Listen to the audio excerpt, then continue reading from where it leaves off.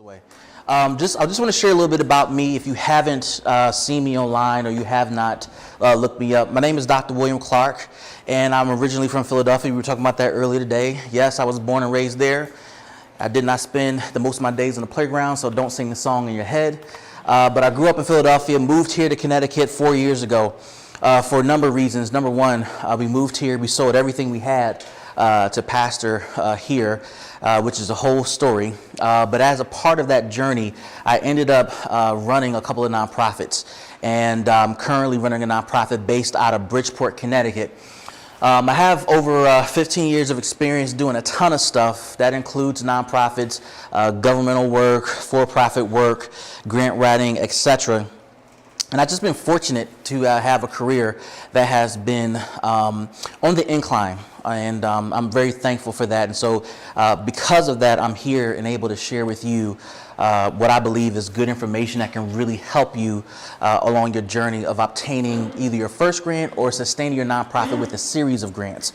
I have an earned doctorate degree. It's a distinction I like to call out from Regent University. It's in strategic leadership, so I'm a leadership guy, I'm a strategy guy, I'm an organizational behavior and psychology guy, so that's my background.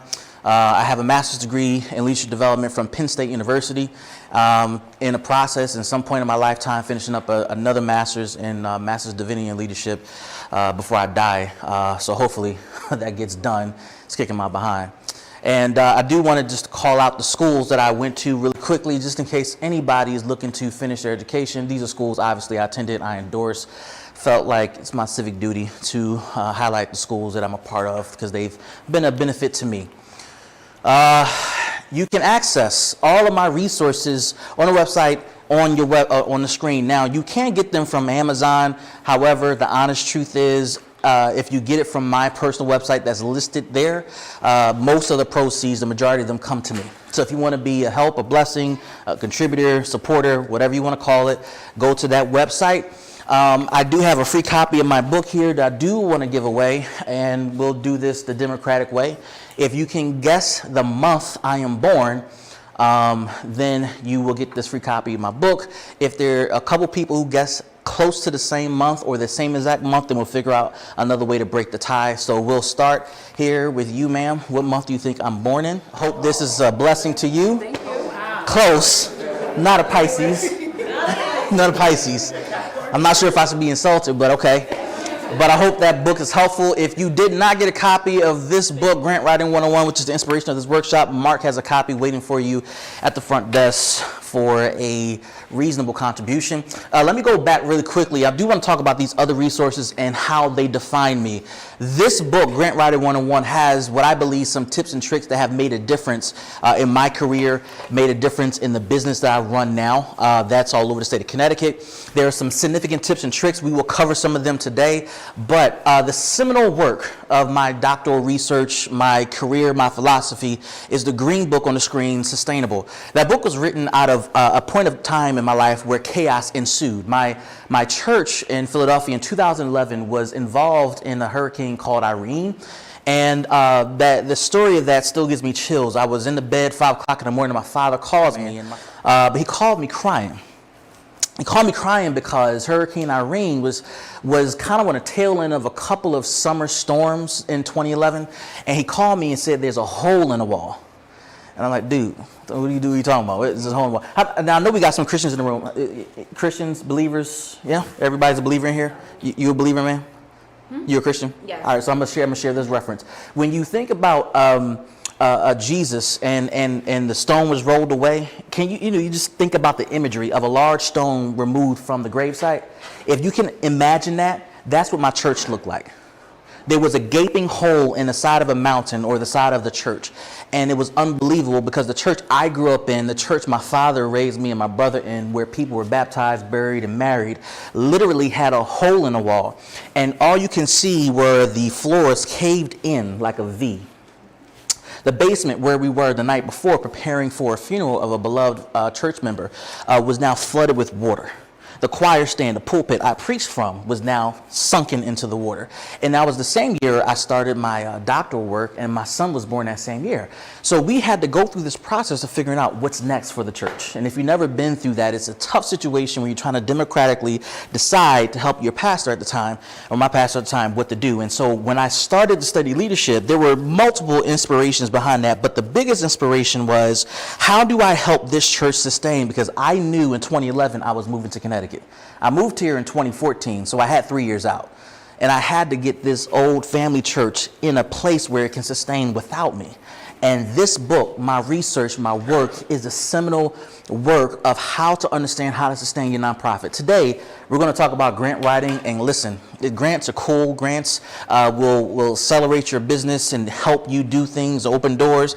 But as you will hear in a moment, it is very competitive. And if it's competitive, if you believe what I'm saying, then you have to have alternative methods of revenue generation for your church, your nonprofit, etc.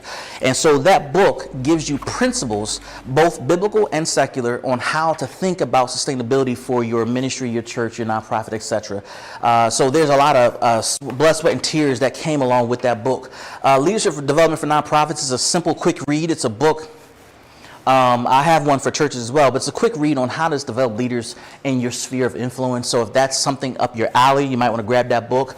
And then also Leverage, my very first book. That book is also personal. That book is a story about a kid who went to college and realized from day one he was at a disadvantage. And he had to figure out how to create opportunity from absolutely nothing. Now, for y'all who are Bible readers and believers, again, there's some substance in there. You might really, really like it. But for those of you who really aren't into that stuff, I do cover non-biblical elements in that. But if you want to grab a copy of those books, you can go on my website. You can get them from Amazon, but preferably, if you can, visit my website at gumroad.com/Dr. William P. Clark. I do want to thank my sponsors before we get started. My first sponsor is my church, Living Faith Church. If you look around, there's information about Living Faith there. They've been gracious enough to share this space here. This space where we are is where Living Faith worships. If you're in the area, feel free to stop by. Our information is on the back of the card, so I do want to thank Living Faith. I also want to thank Eli Patrick. You have information on them as well. It's a consulting company that helps nonprofits figure out how to do their work better, from leadership development, organizational development, and grant writing. And I do also want to thank Willis Dawson, the publisher of this book and all of my books. So just a huge shout out to both of all three of those organizations. If you can support them any way you can, please do so. Just as a precursor to tell you a little bit more about me and why you may have decided to sign up for this course, I do want to show you my track record. In 2018 alone, this is a small number, I raised a little over $300,000 for my current organization. I do not have the totals for 2019, so don't judge me. But in 2018, I raised $300,000. In 2017, I raised over $1.3 million.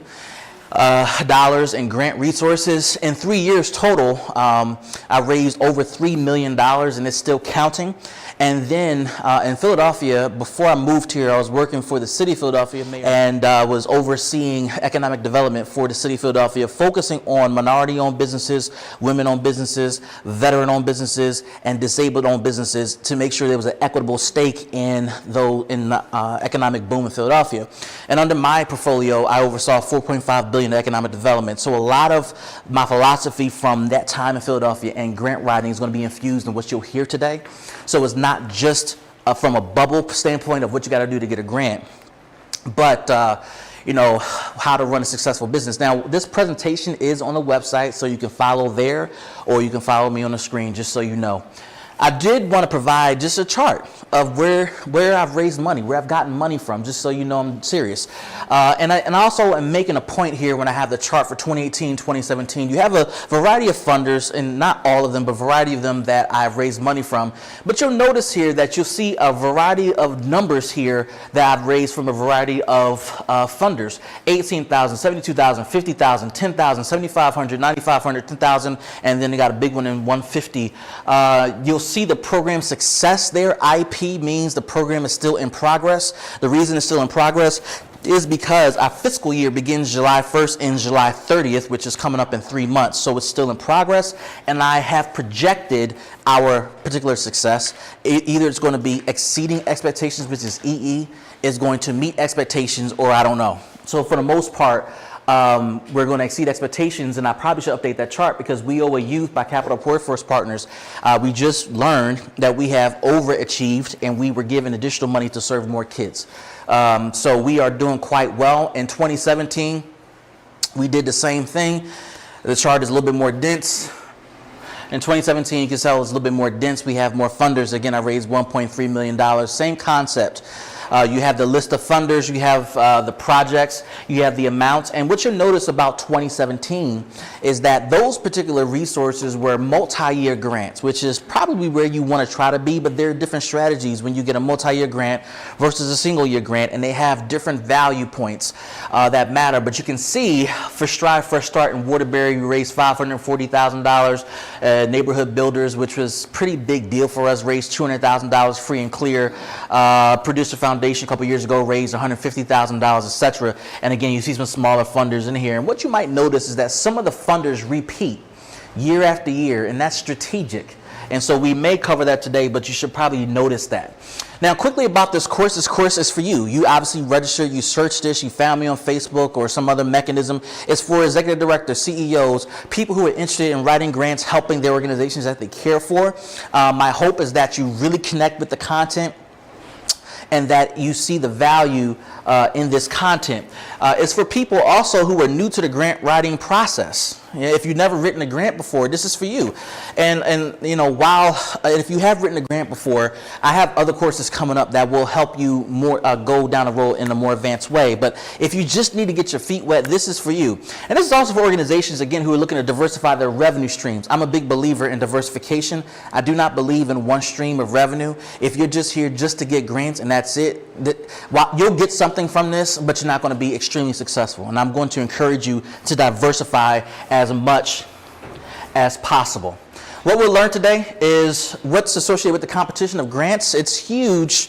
There's a whole lot of competition of grants, how to stand out in a grant application. We're going to review a standard grant application. We're going to go over some tips and tricks. And then, yes, I'm going to share with you some grant databases. Again, I ask you to save your questions to the very end. I have provided paper for you to write stuff down. So please use that as much as you can. But before we get started, I do ask a favor. I do ask that you take a photo with someone you don't know, maybe someone you do know. Take a selfie.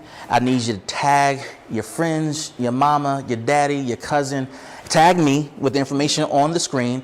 Let them know you're here. I want you to make people jealous and let them know they should have came, even if they registered. And if they didn't register, too bad, it's their loss. So we need to create some jealousy in the room. So I'm gonna give you a couple minutes to take photos, tag me, let people know where you're at. Sure.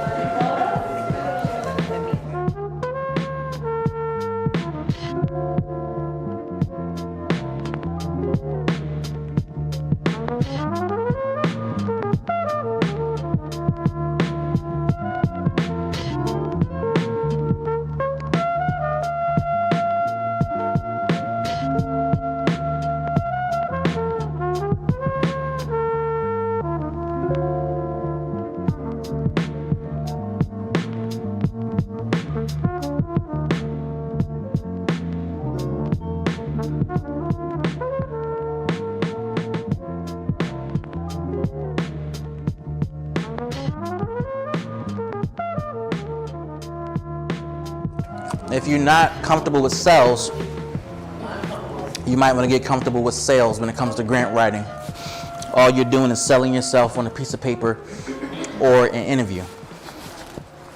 This is a quick, easy way of preparing yourself on what sales look like. A couple more seconds. 5, 4, 3, 2, 1. Thank you for doing that. Now, I do want to set the stage for what you're getting ready to get yourself into. Across the United States, there are 1.5 million nonprofits, churches, etc.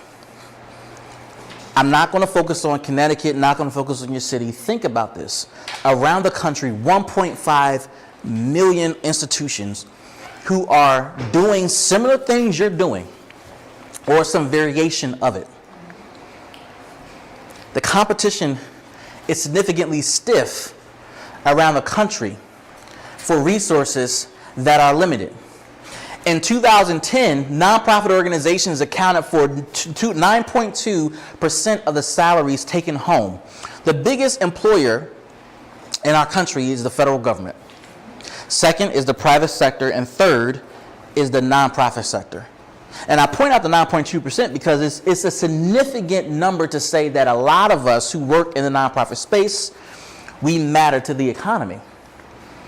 But if 9.2% of us are getting paid from our nonprofits, our churches, our schools, etc., and it's 1.5 billion, you got to imagine what the competition is like for existing resources. As of March 2015, there are nearly 323 congregations in America.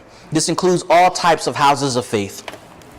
That means you're competing for individual contributions. While you may not think you're competing with a Muslim place of worship, a Jewish place of worship, etc., or a Christian place of worship, you are competing for butts and seats. Butts and seats equate to, obviously, whatever your belief is, some sort of afterlife. But before you get to the afterlife, a butt and seat represents a dollar amount. You are competing for conversion. Those are terms businesses use as well. Even if you own a clothing store, I own a clothing store, I'm competing for footsteps into my store, and I'm looking to steal whatever competition that you provide. It's the same way when it comes to faith-based organizations as well. 21% of our revenue in our business, our marketplace as nonprofit community comes from contributions, gifts, and government grants. 21%. Over 70% comes from program service revenues, which includes government fees and contracts. This means if you contract with a DCF, DLC, or any other governmental entity, there's a contract in place. You earn revenue by way of a contract. And the reason I wrote my green book, Sustainable, is because of the 6%. 6% of revenue comes from fundraisers, events, other revenue. I don't know what you see, but when I see that 6%, I see huge opportunity that's been untapped and underserved, which is why Sustainable was written. This huge opportunity, and it is well beyond chicken dinners, it's well beyond cupcake sales, Girl Scout cookies, car washes, etc. Don't mean to step on toes, but it is a real thing. It is beyond that. Typical revenue streams you see in a nonprofit: service revenues, government contracts, contributions, gifts, dues, special events, etc. These are the typical amounts that we see. So why do leaders turn to grants as a part of their revenue? You guys are here. You guys have been searching for grants. You've been applying for grants because it's a familiar source. Everybody associates grants with a nonprofit. Everybody does. And dare I say, one of the benefits a nonprofit has is it's able to earn revenue, and is able to receive contributions, and is able to receive grants. These are benefits that businesses, for-profit businesses, cannot take advantage of. A nonprofit is a business. It can earn revenue. It can turn a profit. You cannot keep the profits as the operator of the nonprofit, but it can turn a profit. The pros and cons of obtaining a grant opportunity. Number one, you can launch your nonprofit immediately as soon as you get a grant. As soon as you get the letter of acceptance, as soon as the first check comes in, depending on the strategy you're using, as soon as the first check clears, you can immediately launch and explode your nonprofit. The second benefit is it can lead to significant growth and get this exposure. It's not enough to get that measly little $2,500, $7,500, $10,000 grant. That should not be your goal. Your goal has to be more revenue, more exposure. And dare I say, it's all about the money. It's not a bad thing if that's what you're all about, because it means something. And lastly, when you get your grant funding, the qualifications for funding is made known up front. Now, if you ever apply for a loan for a business or personally, sometimes you are surprised by the stipulations or the qualifications or the fees that you were not told about or told of in the beginning. Typically, in a grant situation, what's expected of you is said up front. The qualifications are made known up front. Funders have no interest in baiting and switching you. It's pretty clear what's expected in exchange for this money. Here are some cons, though. It's very competitive. No matter what city you're in, what state you're in, it's extremely competitive. The dollars are shrinking. It's shrinking parallel to the growth of the number of nonprofits in our country. So the competition and the landscape of available dollars is shrinking. This takes me to my second point. Availability of money, monies are shrinking because funders are saying, I want to give less and I want to see more, and they want to see more of this. Number 3, they want to see a higher rate of partnership between nonprofits. There are too many nonprofits doing, quote, the same thing, and funders are saying, I'm not going to give you $50,000 and you $50,000 and you $50,000, and the 3 of y'all operate on the same block in the same community. How about y'all figure it out and I'll split $100,000 between the 3 of you guys? That changes the game tremendously. It's a con, but it's also a benefit if you know how to work it. And dare I say, in this room, I said this last week, I say this everywhere I go, there's money in this room. And I'll go into that much, much deeper as we continue to go forward. Why should you pursue funding for your nonprofit? It's one of several revenue streams that can launch your nonprofit or support you going forward. You need income to do what you do. The project you're working on, the things you give away, does not generate revenue. You need revenue to operate a business.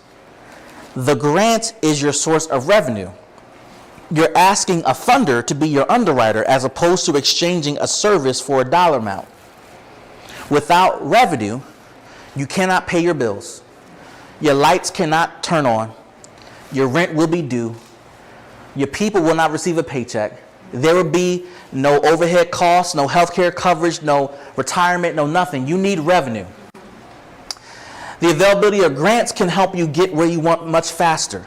It's cool that you take 1/10 of your salary and give it away or use it for some sort of project purpose. But when you think about the current limitations of your income and what 10% actually represents, whether post or pre-tax, you can only help but so many people. Really, you can't help that many people. You can barely help yourself. So you need grant revenue to accelerate your ability and expand your past capacity to serve more people, to do greater work, to do more work. The question you should be asking me is, how do I stand out in a grant application process to earn a grant? Number 1, you got to differentiate yourself. You can't say the difference is I'm blue and they're red. No, there has to be something special and unique about your nonprofit. We do this through the grant application process, the writing process, the idea generation process. I'm going to invite you to go through this exercise for a few minutes. This is an individual exercise. I encourage you to take this exercise seriously. There are 2 exercises in this workshop because they frame your thinking on how to get to the right place when it comes to grants. There are 3 things that are essential to standing out, and I can't stress this enough. I can't yell it loud enough. I can't put it in bold and red enough, but there are 3 things that I found to be extremely successful in obtaining and earning a grant. Number 1, relationships. It's not about who you know, right? People always want to juxtapose who you know versus what you know. But relationships is really a reflection of the expansion of your ability to deliver. Who you know represents who can help you get the job done, who can introduce you to opportunities, who can introduce you to a potential population group that you can serve, who can introduce you to revenue sources that you've never heard of. As I said, there's money in this room. I've shared with you how much I've raised. Relationships matter. One of the things that I tell people all the time, and one of my personal secrets, and we don't do a lot of this in Connecticut, but I brought this from Philadelphia to Connecticut, and that is I love to have coffee with people. Because coffee is a cheap date. Mm-hmm. It's $1.89 wherever you go. It's a cheap date to get to know you. What's your name? What are you about? What are you doing? What's new? What are you working on? How are the kids, etc. It's an opportunity to get you out of the office and to introduce myself to you and figure out where we might align. Relationships matter. Number 2, information. What do you know? What skill set? What competency? What leverage do you bring to the table? You can't just bring a passion. You have to have a skill, an ability, something that makes people say, if you need that, you need to call so-and-so, because they are really, really good at that. Number 3, you need capacity. If you think you can run your nonprofit, your project by yourself, hashtag you are sadly mistaken. You need a team. You need staff. And don't tell me you got volunteers. Please don't do that. Volunteers are unreliable. Family, they are unreliable unless they are paid. You need paid staff who are financially obligated and dedicated to your work. As she's doing that, what did you learn about yourself? What did you learn about the relationships you have and don't have? What's the truth? There are a lot of people that you can tap into. There are a lot of opportunities to build relationships. Say more about that. What do you mean?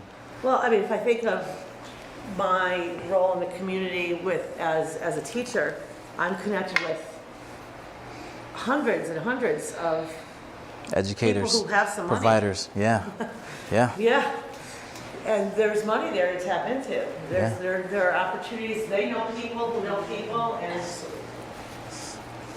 they're building what you said about building relationships. It's like about strengthening what you already have. Yeah. What did you learn about yourself when it comes to relationships? You. The look. What did you learn about yourself?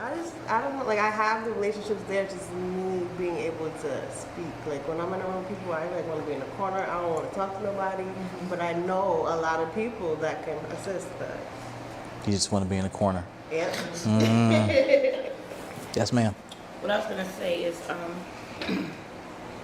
for me, I work in a huge medical facility. Mm-hmm. And the department that I'm in, I'm responsible for like 300 doctors. Yeah. And being who I am spiritually, Mm-hmm. I be down there praying with them. Mm-hmm.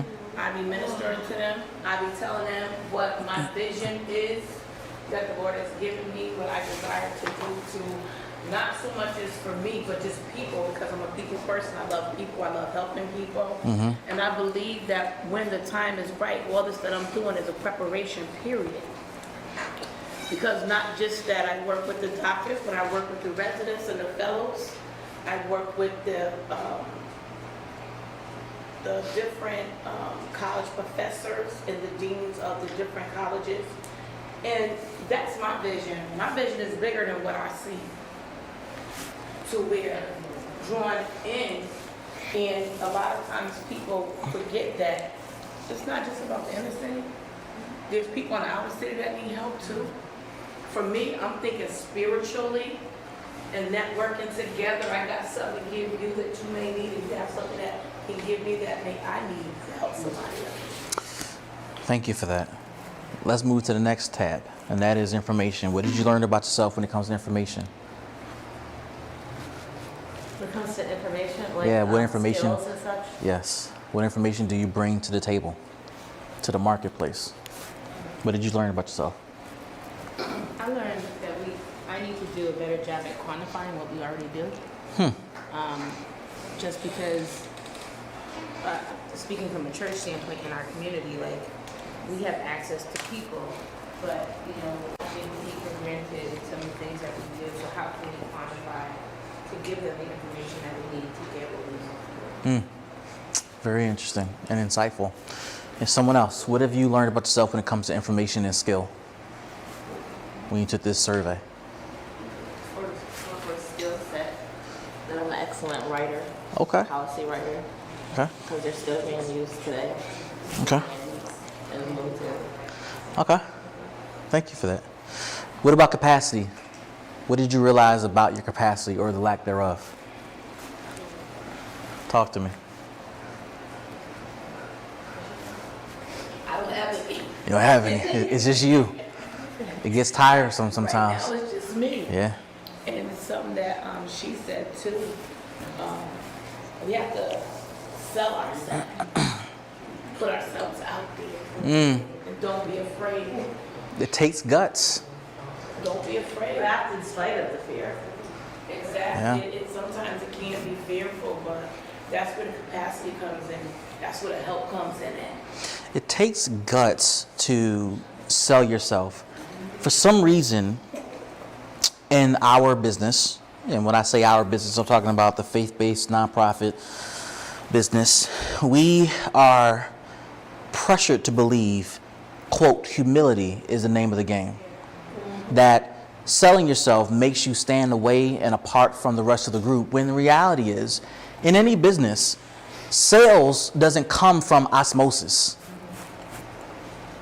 There has to be a selling of oneself, a selling of your program, your people, your skill set, to make it real. I was terrified up until probably September. I was one of those people who believed for a very long time that I did not want to be one of those Instagram or Facebook people that looked like they had everything going on, but it was fronting and faking, because I really can't stand that.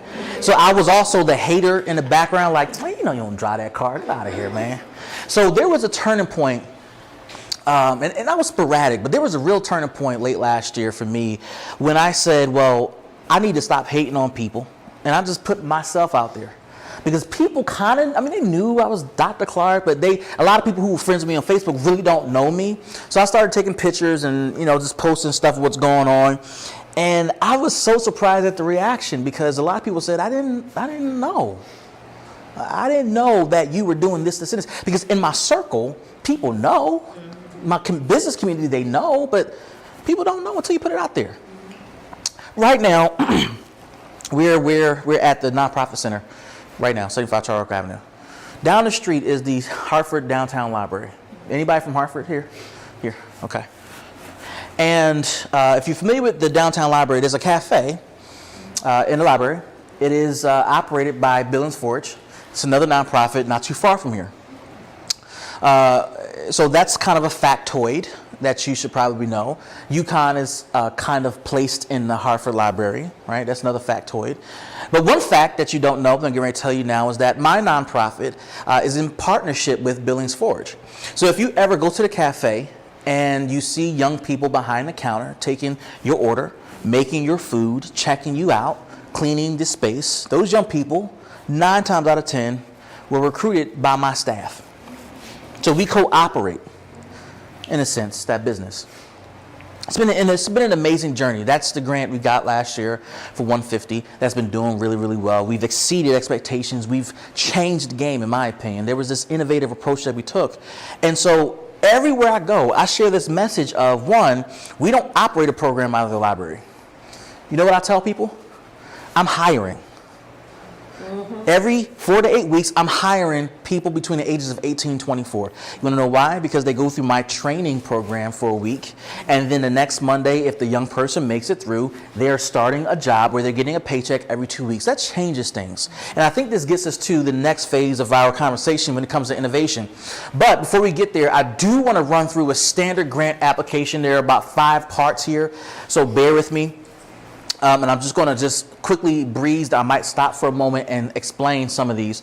But number one, you need to have a legal name of your organization.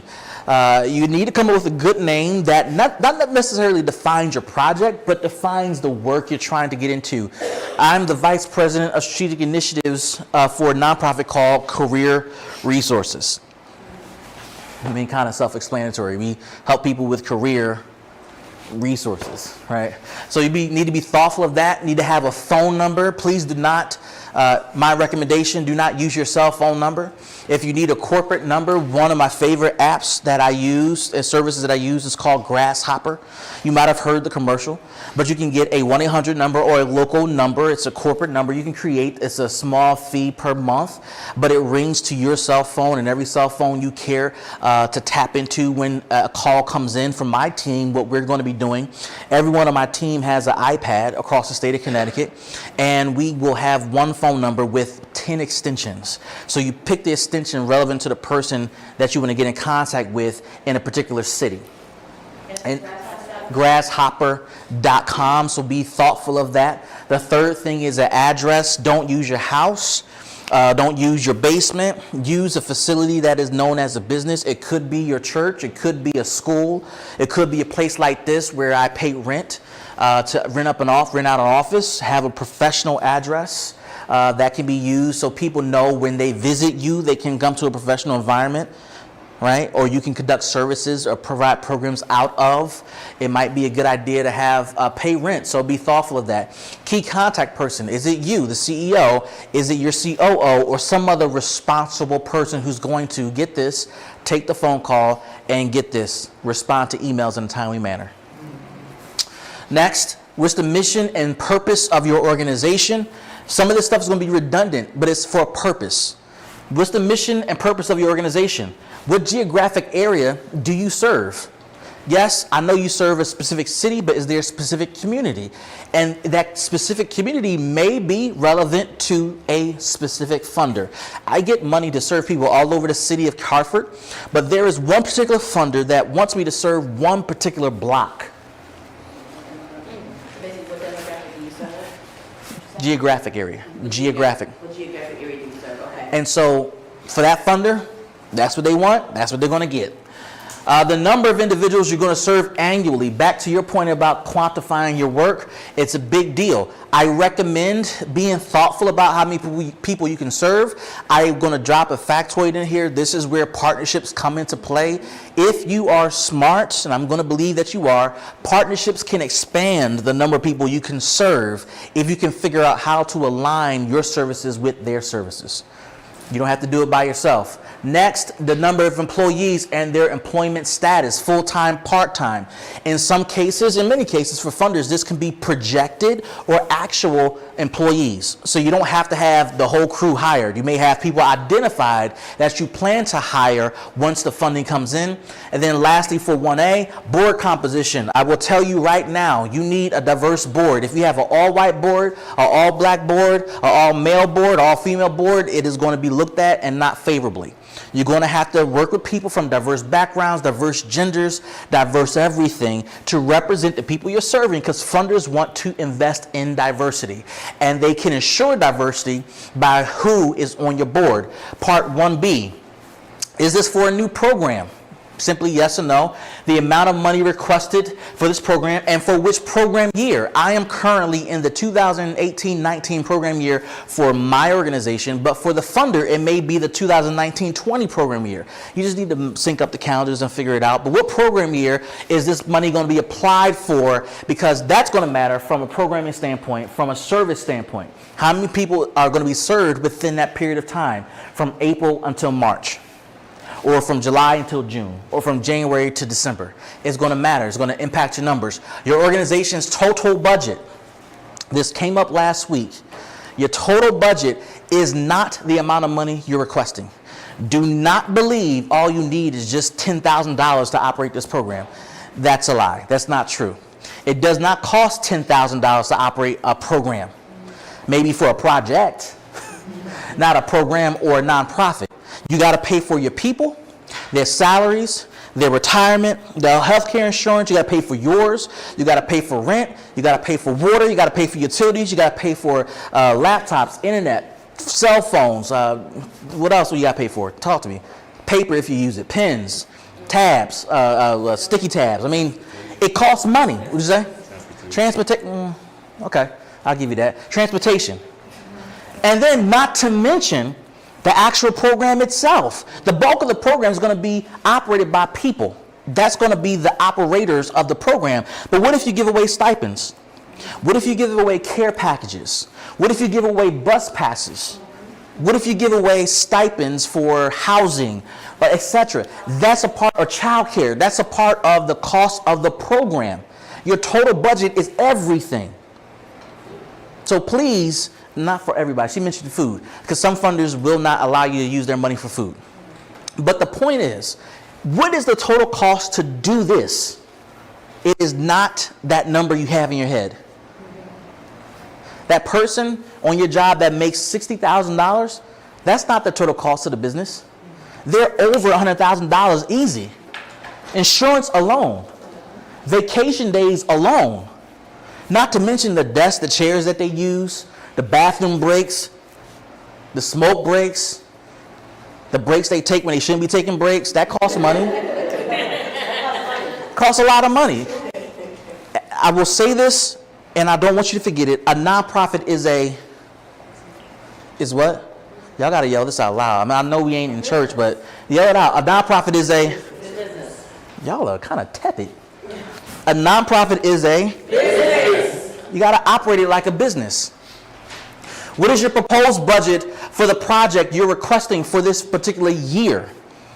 Not your total budget for the business, but what is the projected budget for this project or program? CRI, where I work, we have multiple programs. There are separate budgets for my portfolio versus my colleague's portfolio. My portfolio is a little over maybe $1 million and some change. My other colleagues has a budget of, I don't know, 2.5 million. Others have other millions of dollars that they're operating. What's the budget for that standalone program that you're asking for funding for? Your fiscal year, for me, it's July to June. Some people do January to December. Doesn't matter, it has to be on a quarter system. Figure it out for yourself. A copy of your 501c3 letter from the IRS. If you're looking to become a 501c3, if you have not done so, hit me up after the workshop. I know a guy that can get it done. That's fairly cheap, but very fast. If not, you're going to have to do your own research, find somebody who will charge you arm and a leg to get that status. Signatures of key staff members and board members, an action plan, a strategy document, an approach. I'm a strategy guy. There has to be a strategy for everything that we do. Not just for our program, but for everything. Where is your strategy? I encourage you to document your strategy before you even apply for a grant. I don't know how many times I wrote that in the book. I might have said stop and do a plan first multiple times. Because it's worth the energy to do the plan first, because the plan directs the process of applying for a grant and the language you decide to use. A narrative to answer a series of questions. This is going back to grade school. You are going to be writing a lot of paragraphs explaining yourself, articulating yourself. Now, I know we're used to a text messaging, social media world these days where you just hit the number 2 to say 2. You're going to have to write out full sentences to explain yourself and articulate what's in here and what's in here. And put a topic sentence in a paragraph and stick to that topic in that paragraph. Standard grant application part 2. Brief summary of your organization's history, mission, and goals. If you're starting a new nonprofit and you say we have no history, we don't know what where we're coming from. One secret is to realize if you are the founder, your passion areas, what you've done personally, what you've done with your family and friends for free, under the radar, that's the history of the nonprofit. Leverage it. Take advantage of what you've done. Those baskets you give away to the homeless, the people you help get housed, the women you help get off the street, the kids who you help get something to eat, that matters, your history. And if you, do I have it here? And maybe I'll cover it later, but I'll say it now. If you're trying to figure out what data you need to articulate, and you may not have captured data, think about it in percentages. It's going to be hard to think about it in numbers if you haven't kept up with that over the years. Think about it in percentages. Number 2, description of programs and accomplishments. Again, if you have this, awesome. If you don't, think about what you've done in the past. Number 3, the population, the agency benefits, socioeconomic status, the demographics, the language, the ethnicity. Questions at the end. Questions at the end. Okay. Can you write it down? Yeah, thank you. Write it down. Physical abilities, other descriptions as appropriate for your group. How this agency uses volunteers. While you cannot operate your business on volunteers, you do need some. So how do you strategically position them to help expand your program? Got an email randomly earlier this week from a guy who wants to volunteer. I get those quite often. And for me, because I have a solid staff, it's incumbent upon me to figure out how to deploy this person as necessary so that they don't disrupt my flow. it's good that you want to volunteer, but if your volunteerism doesn't help me make more money, serve more clients, become more efficient and effective, and you just want to be here for a photo op or just to tell me what to do when you don't do this full time, it's not really helpful. It sounds good to say I want to volunteer, but it's like, hey, we all church folks, you a church person? It's like having a mean usher. Like, I appreciate you volunteering to open the door for people, but if you're gonna have a scowl on your face, like, no thanks, let's just let people walk in without all the meanness, or the mean parking person. Like, no thanks, it's not cool. So volunteers aren't always great. How this agency works with others providing similar services. Remember we talked about partnerships. You got to know your competition. Who are you competing with? Who does similar work that you do, and do you guys work together? It doesn't always work out, but there might be some people you work with that you get along with. You need to articulate that story. Part 2B, how often did the board meet? Okay? The type of internal financial controls, do you have that? Submission of the most recently completed audit, financial audit. What financial information is given to the board and how often is it provided? And what is the process you use to annually evaluate your ED? Your CEO, your ED, if that's you, you need to be evaluated by your board to determine your performance level, to make sure you're still competent, to make sure you're still good at what you do. Part 3, statement of community needs and issues to be addressed. Let me just pause here for a moment. I think funders appreciate the feel-good stories. Everybody has a story of a person that they helped. There's this one kid, there's this one woman, there's this one family that when they received XYZ from our organization, it just changed everything. Everybody has that compelling story. That does not tell the full story of the work or the need or what's missing. Retain those stories when you need to pull a good story out of the hat, but you need to justify the need for the money. I don't raise $300,000 because of a story. There's a justifiable need for the work that we do. We serve a number of populations, people who return home from prison who need work. We serve single moms who need work. We serve young adults who are considered opportunity youth who need work. We serve mental health, people who have mental health challenges who need work. We serve veterans who need work. We serve people of color who need work. We serve people who are of a certain socioeconomic status who needs work. And there's data to justify every population group that we target. That type of effort in understanding your client and your customer, your non-paying customer, is the key, one of the keys to unlocking a successful grant opportunity. If you can't find that, the funder is not going to give you money. You got to know this information. I hope this is sinking in for you guys. The description of a project goals for which you want, that you want to achieve. What are you trying to accomplish? It varies from organization to organization. For me, what I'm trying to accomplish is graduate people from my job training program, help them overcome barriers that they are going through, and help them find and retain employment. 3 simple yet complex things to do. What are the goals of your program or your organization? You need to know what you're trying to accomplish. Project description, including objectives, activities, time frame, number served, frequency. Back to the planning process. If you can tap into a theory of change, that's probably something you need to write down. A theory of change chart. I talk about it in the book.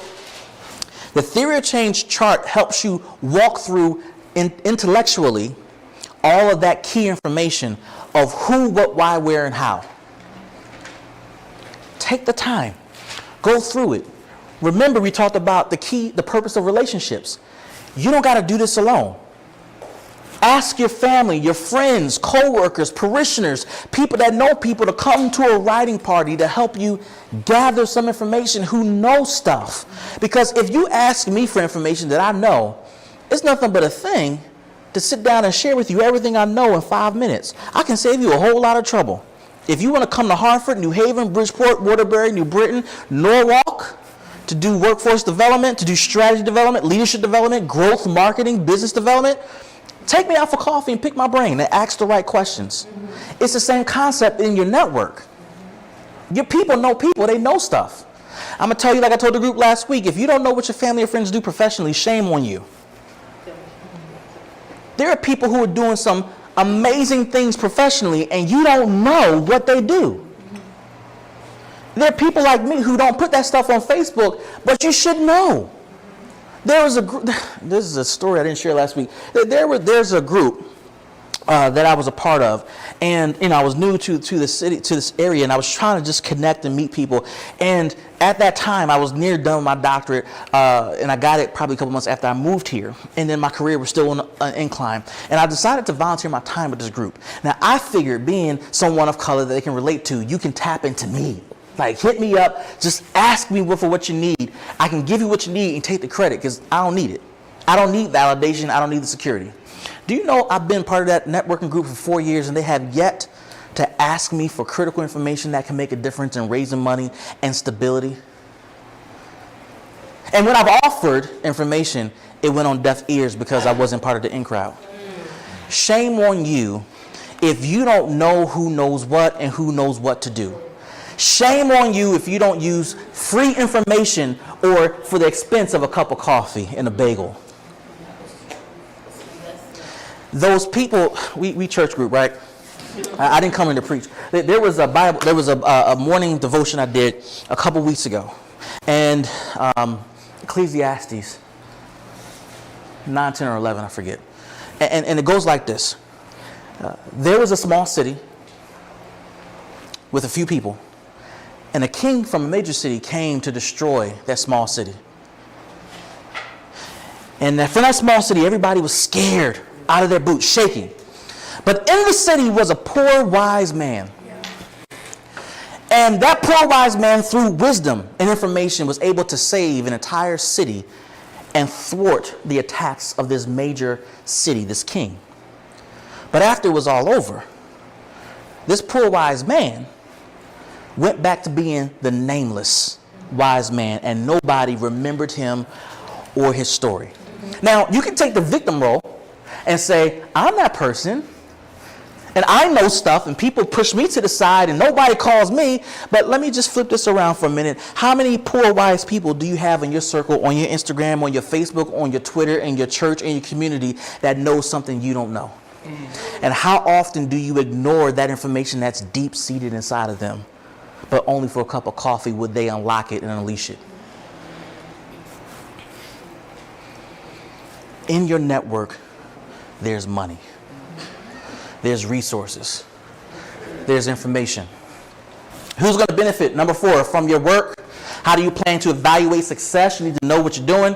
Number 6, list of key individuals who are involved in a project. 7, evaluate results. Number 8, long-term strategies to keep it going. You can't just focus on right now. You got to worry about tomorrow, 5 years from now, 10 years from now. Part 4, budget for this grant request. How many times have we said budget in the past 5, 10, 15, 20 minutes? Money matters. The funder wants to know how much, income and expenses. Funding sources. One of the critical elements in the book that I cover is that funders do not want to be the only funder of your nonprofit. You must have multiple funders. Why? Funders do not want to be responsible for your organization shutting down if they pull funding because of lack of performance or change of priorities. You got to have multiple streams of income. It's like having one parishioner giving you all your offering. Let them get sick, let them get mad, let them leave. You're screwed. Good luck. Number 3, your annual operating budget and actual income from expenses. Let me just tell you, cash flow is critical to your business. One of the cons about getting a grant is that depending on the size, it may be delayed.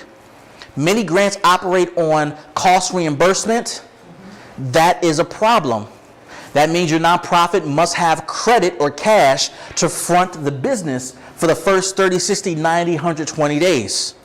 That's no different from a for-profit business. As of right now, TRI is a $10 million nonprofit. We have $1 million of outstanding revenues that's due to us because of cost reimbursement. We're doing quite well, but $1 million is owed to us. And at any given time, it's possible for us to miss payroll if we don't get the infusion of cash. So cash flow matters. How is the cash going to flow into your nonprofit? Do you have a line of credit, a credit card, or other cash to front the business? Another secret.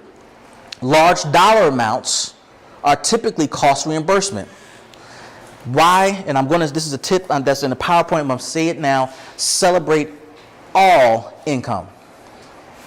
Because the $150,000 or $300,000, that's sexy, right? Man, I took a picture of the check. It was on my Facebook from 2017.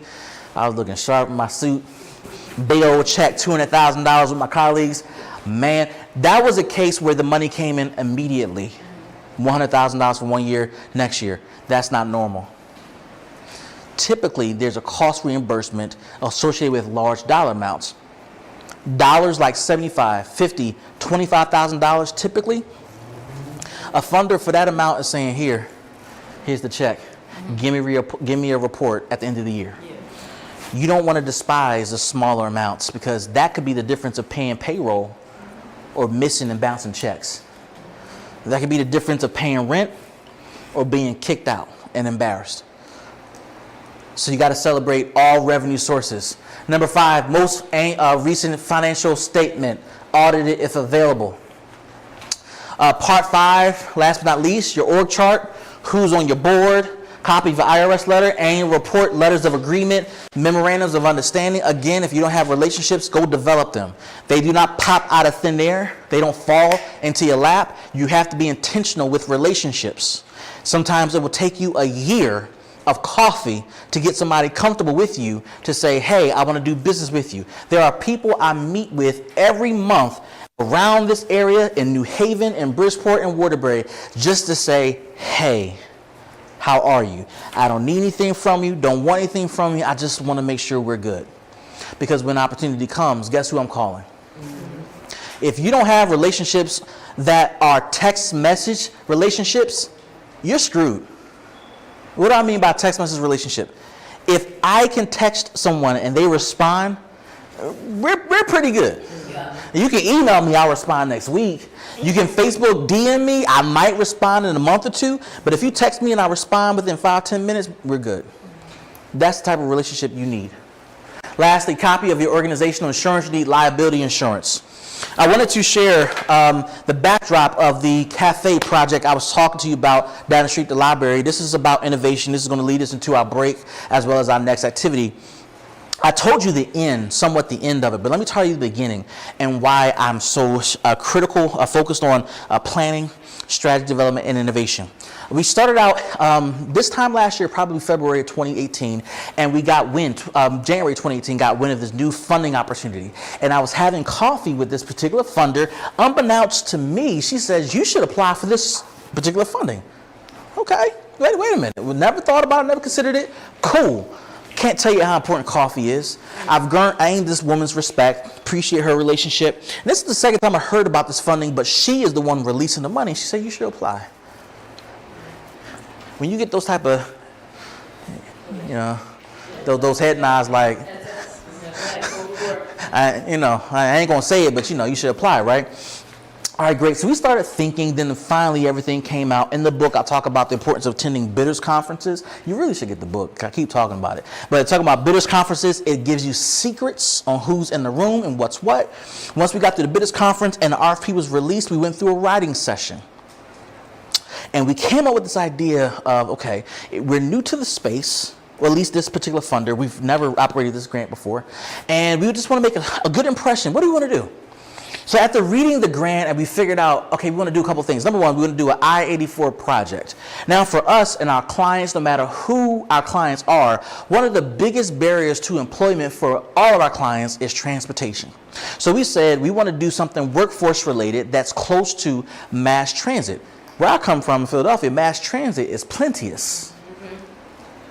Bus, rail, train, bike, pigeons, dragons, we take it, we can get anywhere. You come to Connecticut, we just got CT rail. And really, it doesn't really have a benefit until you get to New Haven, Bridgeport, where you start to go into the city in New York. The rest of Connecticut is a little shady. The closest thing we got up here in this area is called the Fast Track.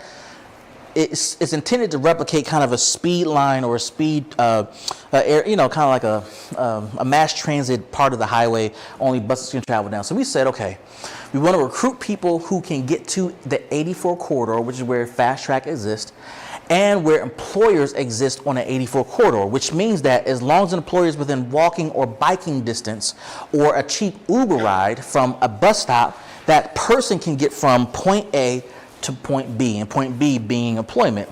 Cool. The second thing we thought about was we are okay at case management.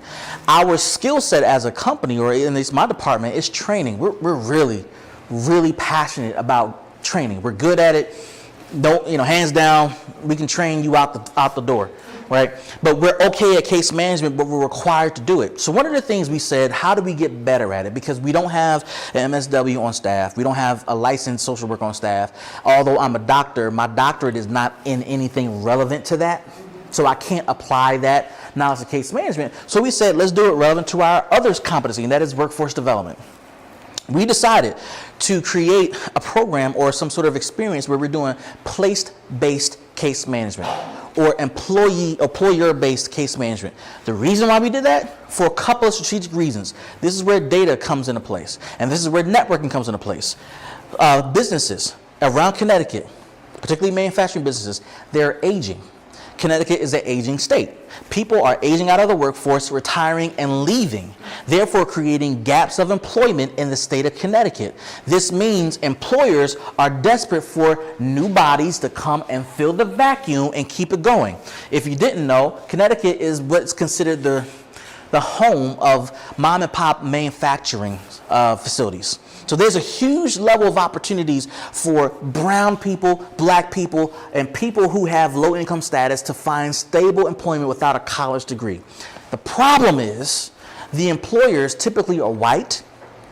They don't live in the inner city or the urban centers, as I call them. Urban centers include Hartford, New Haven, Bridgeport, Waterbury, New Britain, etc.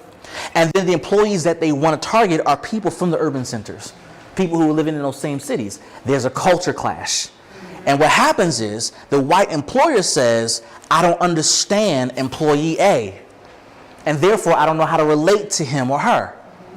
And then the employee says, he don't understand me. He's racist. How do you bridge the gap? There's a problem here. Because the employer wants you at work at 6 o'clock in the morning to start on time, yet the employee gets to work at 6:05 and doesn't see the big deal. Huge issue. This is where we come in. We train on those things, those minor things that make a difference. But we realize that's not enough because there still can be a miscommunication between the two.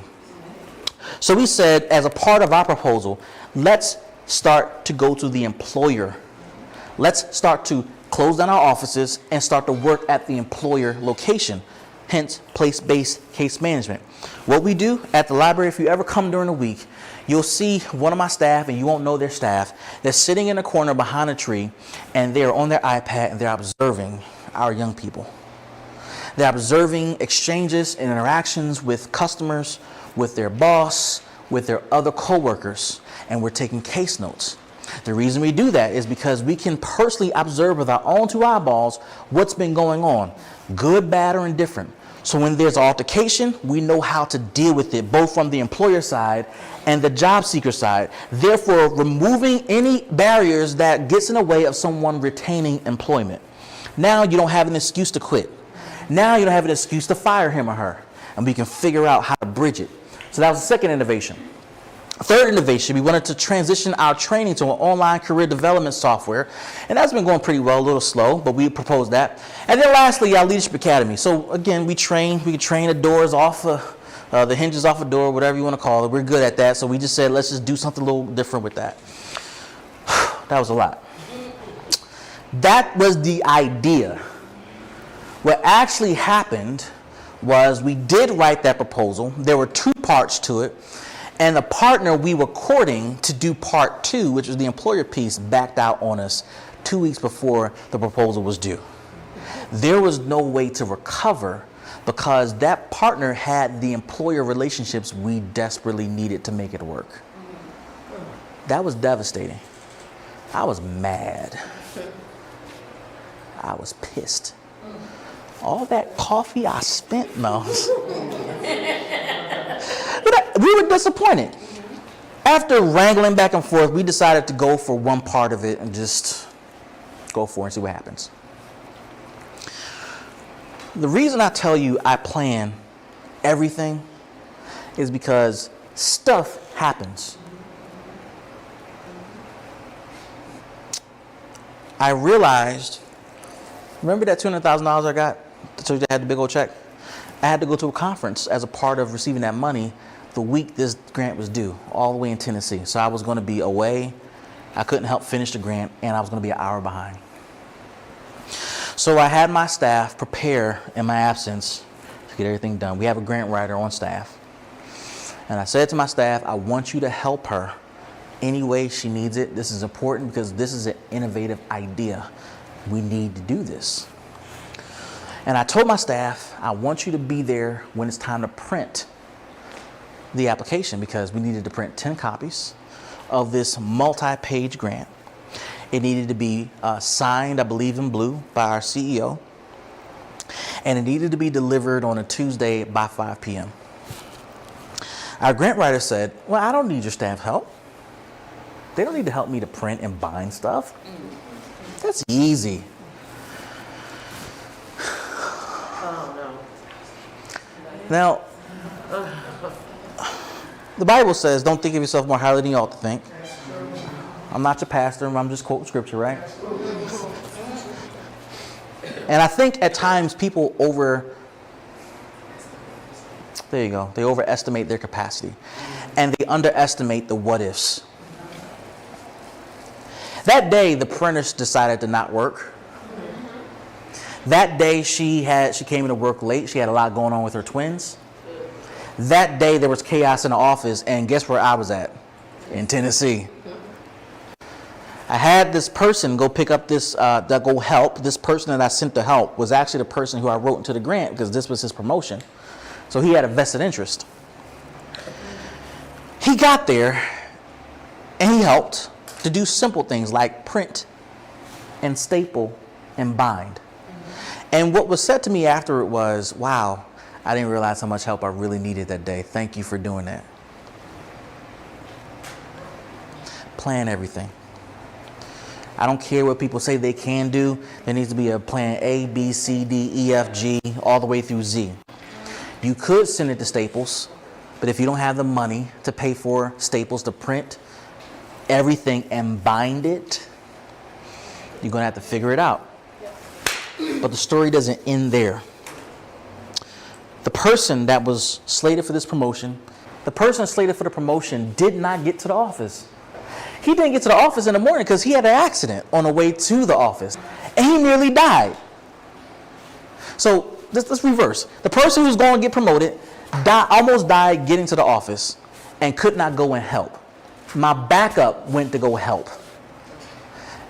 It doesn't change the impact of the story, because the fact that this person almost passed away, delayed getting to the office, didn't get everything that needed to get done, crap happens. So then my backup person got the stuff into the car. He had to call my other option and say, meet me halfway as I gotta go pick up my son from school. They meet somewhere in Middletown. They transition documents. She speeds on the way to Hartford to drop off the document at 4-something in the afternoon. Now, I tell you the story because crap happens. If you don't plan out every element of the work, it does not matter that there was an accident. It does not matter that he almost lost his life. It doesn't matter the printer decided to not work. It doesn't matter you ran out of staples. It doesn't matter your blue ink ran out. If you don't have it in by 5 o'clock, to be fair, I cannot consider you. And I had some legitimate excuses. Long story short, obviously we got the grant and we're killing it. But man, that was tough. There needs to be a process to it all. And if you don't have one, if you never thought about it, I encourage you to think about it.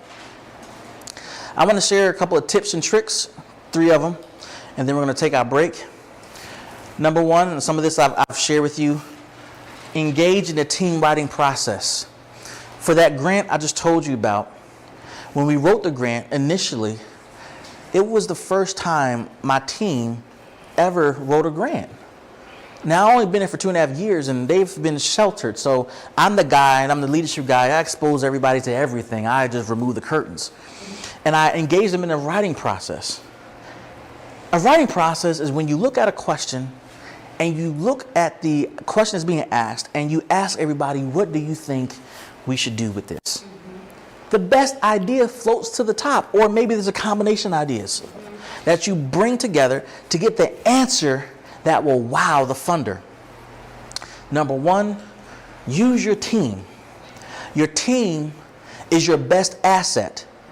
I can't tell you how many times I rely upon my team. It don't matter who I am. Yes. Dr. So-and-so, who cares? Sometimes I don't even say anything because the best ideas come from, quote, the poor wise man. Use your team, use them often, and then lastly, in the case where you're launching something new, use family and friends. Shame on you if you don't know what your family does for a living and you don't use them. Number 2, celebrate grant awards big and small. I shared that with you. They matter. A $7,500 grant can be the difference between you meeting payroll or not, paying your salary or not, paying your car note or not, paying the car note of your key secretary or not. People will quit if you miss a paycheck. Yes, they will. They will quit. Those big ones and those small ones, they all matter to meeting your budget. The $2,500 grant is just as important to meeting my $1 million budget just as the $500,000 grant. Every penny matters. Number 3, be aware, but don't be a scaredy cat of competition. Just because somebody's bigger, better than you, been around longer than you, does not mean that you need to be a punk or you need to be scared. Be aware, but don't be weary of. Don't be afraid to compete. You have nothing to lose. You don't have no grants anyway. So why not throw a Hail Mary and see what happens?